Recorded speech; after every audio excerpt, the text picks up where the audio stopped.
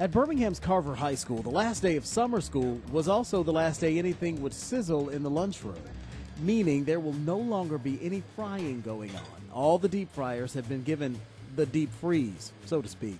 We've actually been on this trail for more than a year now. Spencer Taylor is the child nutrition director for the Birmingham School District. Instead of dropping various foods in a vat of grease, the district is now going to cook their chow differently, healthier, baking it, but not frying.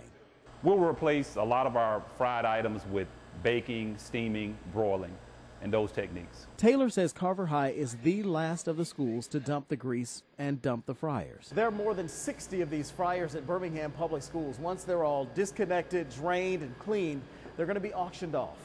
All of this is an effort to fight the fat. We have an obligation to try to do our part in combating childhood obesity, which is very high in the state of Alabama. And especially Jefferson County. And childhood obesity is an issue across the country and here at home. Fact is, of the 10 to 17-year-olds surveyed in 2003 by the Childhood Obesity Network, 34.6% in Alabama were overweight compared to 30.6% nationally.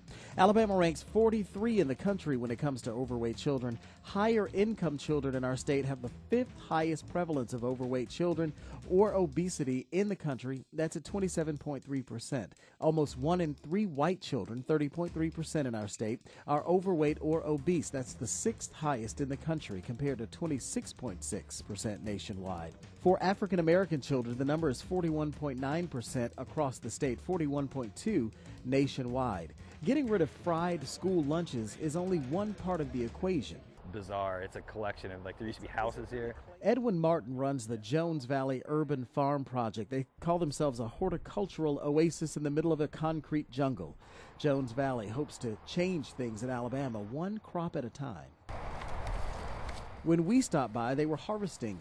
Jones Valley uses more than 3 acres of vacant downtown property to grow organic produce and flowers and plant educational seeds in the community about healthy food. We take over vacant land in the city. We turn those vacant properties into production farms.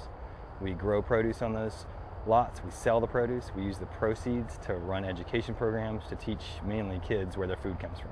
Jones Valley has a number of programs to increase healthy eating, things like the ASAP program. ASAP stands for the Arts and Science of Agriculture. It's a hands-on science class offered to high school students both as semester-long courses and during the school year, and as individual field trips. In fact, these harvesters are actually from the Alabama School of Fine Arts. They're volunteering. Edwin says trimming of the fat among children is a multi-phased process. Healthy eating and removing the fryers just a couple of components. The obesity epidemic is an interesting beast. On the surface, it looks like a pretty simple equation. If you get kids to eat better food, healthier food, fresher food, and exercise a little bit, problem solved. Unfortunately, there are so many forces working in the other direction. Like sugary soft drinks and very unhealthy snacks. The Alabama State Department of Education is addressing that issue too. They have a standard in place that focuses on decreasing fat and sugar and increasing nutrient density, as well as moderating portion sizes for school snacks. Now, in the guidelines, snack serving foods must be low or moderate in fat, have less than 30 grams of carbohydrate, have less than 360 milligrams of sodium, contain 5% daily value or more of at least one of the following: vitamin A, vitamin C, iron, calcium, or fiber. The types of snacks we're talking about include beverages, snacks and desserts, fruits and vegetables. Also, portion size is a big deal here. They're limited for certain things. The Jones Valley Farm Project is working on that angle too. They're part of something called the Jefferson County Healthy Kids Coalition. The main thing that has to change is that people have to realize, that policymakers have to realize that if we don't invest now in children's health, what we're going to see in 5 and 10 years is an incredible burden on our tax system. In the form, he says, of unhealthy adults. They have a plan to help with that as well.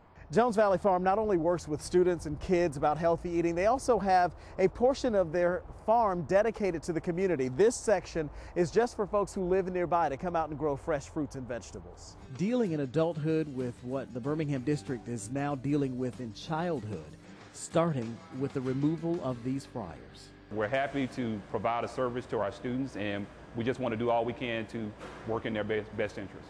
To learn more about childhood obesity, I've linked a few websites to our website, NBC13.com. I'm Rod Carter for NBC 13 HD News.